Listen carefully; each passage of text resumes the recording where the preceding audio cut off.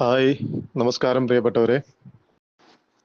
Thiruvananthapuram medical കോളേജിലെ neuro സർജനായ doctor Haris ആണ് ഈ ആഴ്ചയിലെ വാർത്താ താരം.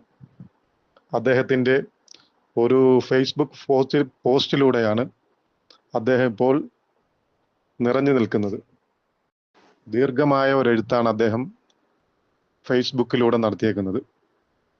അതിൽ അദ്ദേഹത്തിൻ്റെ സത്യസന്ധതയും അദ്ദേഹത്തിൻ്റെ കഠിനാധ്വാനവും അദ്ദേഹത്തിന് അനുഭവിക്കേണ്ടി വരുന്ന ബുദ്ധിമുട്ടുകളും എല്ലാം ഉൾക്കൊള്ളുന്നതാണ്.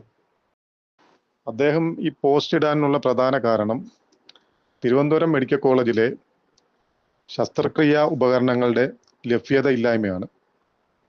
അത് അദ്ദേഹത്തിൻ്റെ മേലധികാരികളോട് പറഞ്ഞിട്ടും അതിന് ഒരു പരിഹാരം കാണാതെ വന്നപ്പോഴാണ് അദ്ദേഹം ഇതുപോലുള്ള ഫേസ്ബുക്കിൽ പോസ്റ്റ് ചെയ്യാൻ നിർബന്ധിതനായത്. ദീർഘമായ എഴുത്തിൽ അദ്ദേഹം പറയുന്നത് അദ്ദേഹത്തിൻ്റെ പഠനം പ്രൈമറി സ്കൂൾ മുതൽ അതുപോലെ തന്നെ മെഡിക്കൽ കോളേജ് വരെ അതെല്ലാം സർക്കാർ സ്ഥാപനത്തിലായിരുന്നു. ജനങ്ങളുടെ നികുതി മേടിച്ചാണ് താൻ പഠിച്ചതെന്നും അതിൻ്റെ കടമയെന്നോണമാണ് ഗവൺമെൻറ് സ്ഥാപനത്തിൽ 360 ദിവസം ഹാർഡ് വർക്ക് ചെയ്തതെന്നും ഒരാളുടെ കയ്യിൽ നിന്നും 10 പൈസ, അതായത് മരുന്ന് കമ്പനിയിൽ നിന്നോ ലാബുകാരിൽ നിന്നോ കൈക്കൂലിയായി മേടിച്ചിട്ടില്ലെന്നും എല്ലാം അദ്ദേഹം വളരെ വ്യക്തമായി സംസാരിക്കുന്നുണ്ട്. തൻ്റെ കൂടെ പഠിച്ചവരെല്ലാം വിദേശ രാജ്യങ്ങൾ ജോലി ചെയ്ത് കോടികൾ സമ്പാദിക്കുമ്പോഴും താനിവിടെ സർക്കാർ സ്ഥാപനത്തിൽ തൻ്റെ പരിമിതമായ സൗകര്യങ്ങൾ കൊണ്ട്, അതായത് ബസ്സുകളിൽ യാത്ര ചെയ്തും ലോഡ്ജുകളെടുത്ത് സ്വന്തമായി പാചകം ചെയ്തുമൊക്കെയാണ് ജോലിക്ക് പോകാറുള്ളത്. തനിക്ക് പൈസയോട് അത്യാഗ്രഹമൊന്നുമില്ല. ഗവൺമെൻറ് 3.5 ലക്ഷം രൂപ സാലറി തരുന്നുണ്ട്. അതിനനുസരിച്ച് എനിക്ക് ജനങ്ങൾക്ക് വേണ്ടി സേവനം ചെയ്യണം, അതാണ് ആഗ്രഹം. ഞാൻ പല സമയത്തും എൻ്റെ സഹപാഠികളോടും അതുപോലെ രോഗികളോടും ജോലിയുടെ പിരിമുറുക്കത്തിൽ അവരോട് ഹാർഷായിട്ട് സംസാരിക്കാറുണ്ടായിരുന്നു. അതെൻ്റെ തെറ്റാണ്. അതാണ് എൻ്റെ ഒരേ ഒരു തെറ്റും.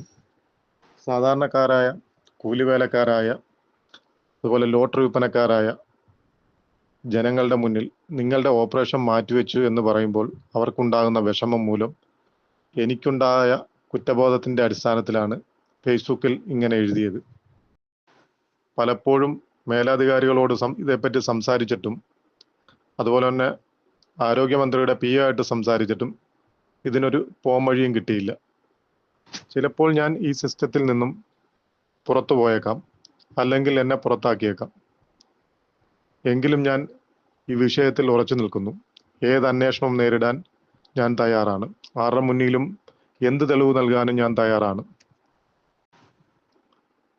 വളരെ മനോഹരവും ഹൃദയഭേദവുമായിരുന്നു ഡോക്ടർ ഹാരിസിൻ്റെ ഈ ഫേസ്ബുക്ക് പോസ്റ്റ്.